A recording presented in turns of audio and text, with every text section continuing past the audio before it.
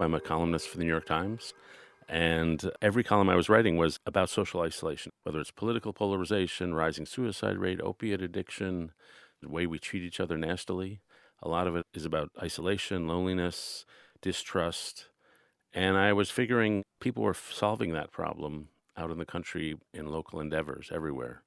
And so I wanted to know how we could find those people, learn from them, hold them up as examples for the rest of us, and nationalize their effect. And so we've been doing Weave for the last 2 years. We've entered into relationships with young people and become sort of an extended family. And it actually has something to do with how we met, because in the Crestwood section of D.C., there was a couple named Kathy and David, and they had a son in the D.C. public schools who had a friend who needed some support, place to eat and sleep sometimes.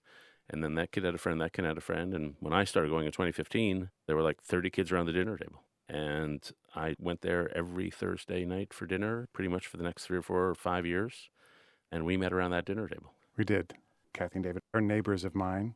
I had spent a career at communities and schools where working with young people and seeing their potential rather than their deficit was the core of what we did. And when I sat down at the table, that's what it was all about. How was your day? Tell me something that you don't think anybody else knows and you want them to know, or what your victories are. It humanized all of us in a way that I was completely unprepared for. With all the work I had done, I hadn't actually experienced it in my own neighborhood. Mm-hmm. And it's been just a gift, so much so that the nonprofit that they founded, AOK, has free space at our offices.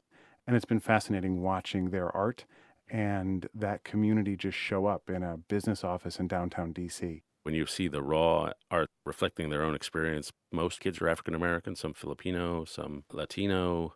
It's a different experience and a different kind of art than you usually see. And I salute you for giving your visitors a little startle. So if you're used to living in a sort of a reticent, buttoned-up way, that's really not possible around them. A year from now, where do you think Weave will be? I'd love to develop a curriculum that weavers could adapt to their local circumstances. That would be, how do you deal with trauma? How do you organize your neighborhood? What do you do with somebody who's depressed? How do you talk to a mom who's just suffered the loss of a child to suicide? Just the practical tasks they face, the relational tasks. And finally, I just love there to be an identity weaver, like you talk to a high school kid. You can be a business person, you can be a lawyer, or you can be a weaver, and that's a real way to live your life. And the kids say, yeah, the weaver thing sounds good. I love being with people. I love building relationships. I really want to make my community better. So we'd love to spread that a little bigger.